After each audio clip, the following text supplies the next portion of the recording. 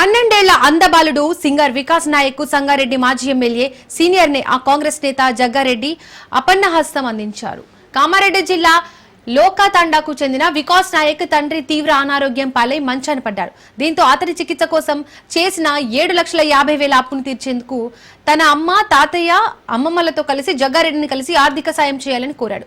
వెంటనే స్పందించిన జగ్గారెడ్డి 7,50,000 నగదు అందించారు. వికాస్ నాయక్ పౌరాణిక గాథల్లోని పద్యాలను అలవోకగా చెప్పిన తీరును చూసి అభినందించారు. తానే స్వయంగా యూట్యూబ్ ఛానల్ పెట్టుకుంటానని, తనకు సపోర్ట్ చేయమని వికాస్ నాయక్ జగ్గారెడ్డిని కోరడంతో వెంటనే ఓ స్మార్ట్ ఫోన్ తెప్పించి ఇవ్వడమే కాకుండా అన్ని విధాల అండగా ఉంటారని భరోసా ఇచ్చారు. కారు ఏర్పాటు చేసి అతని కుటుంబాన్ని స్వస్థలానికి పంపించారు. ప్రస్తుతం వికాస్ నాయక్ నిజామాబాద్ లోని స్నేహ సొసైటీ అందుల పాఠశాలలో 5వ తరగతి చదువుతున్నాడు. పాటలు ఆల్రెడీ మేము వాళ్ళు చూసాము. ఇప్పుడే చాలా పాటలు పాడారు, అందరూ తెలుసు. విషయం ఏంటంటే ఇక్కడ రావడానికి ముఖ్య ఉద్దేశం ఏంటంటే దాదాపు 3-4 ఏళ్ల నుంచి వీళ్ళు ఒక 6 లక్షల అప్పు ఇతని కోసము. వీళ్ళ తండ్రికి 2 కిడ్నీలు ఫెయిల్ అయినాయంట. తండ్రి ఇంటికాడ ఉన్నాడు, తల్లి కూడా కొంత హెల్త్ బాగాలేదు, ఆమెకు కొంత బరువు ఎత్తలేదు తల్లి. ఇతనికి 4,000 ఇప్పుడు పెన్షన్ వస్తుంది ఇతనికి.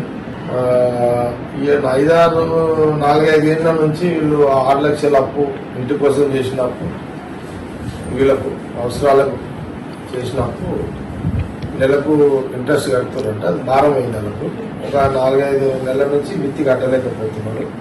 నువ్వేంటి నీ ఆలోచన ఏంటంటే ఇప్పుడు ఈ 6 లక్షల అప్పు ఆ మిత్తితోటి అటు ఇటు కలుపుకుంటూ 7 లక్షలు ఇది క్లియర్ చేసుకుని మళ్ళీ అప్పు చేయము అని అన్నాడు. అంతేనా?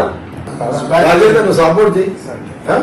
ఈ బాబుకి యూట్యూబ్ సొంతంగా ఎట్లా చేసుకోవాలి ఏంది అక్కడ ఆయన కోసం ఇది అతని లైన్ కి మన వంతు సహకారం. అంతే కదా బాబు? అదే 7.5 లక్షలు ఏంటి ఒకటేసారి చేసి సీఎం రేవంత్ రెడ్డి గారిని చెప్తా, మీ లోకల్ ఎమ్మెల్యే కూడా చెప్తా. ఎవరు లోకల్ ఎమ్మెల్యే సాబ్? ఎవరు? మదన్ మోహన్ సాబ్ కూడా చెప్తా. ఓకేనా? ఈ మదన్ మోహన్ సాబ్కి ఎమ్మెల్యే సాబ్ చెప్తా, అంటే సీఎం రేవంత్ రెడ్డి సాబ్ కూడా చెప్తా. నీకు ఇందిరమ్మ ఇల్లు కూడా ఏర్పాటు చేపిస్తా. బాబు ఎంత? 7.5 లక్షలు. జాగ్రత్తగా అప్పు కట్టుకో. మాట ఇచ్చిన నాకు మళ్ళీ అప్పు చేయనని. అప్పులు ఎట్లుంటే నాకు తెలుసు, నాకు ఉన్నాయి అప్పులు. ఇలా అప్పులు నాకు కూడా ఉన్నాయి అప్పులు. వెళ్ళేసుకున్నా.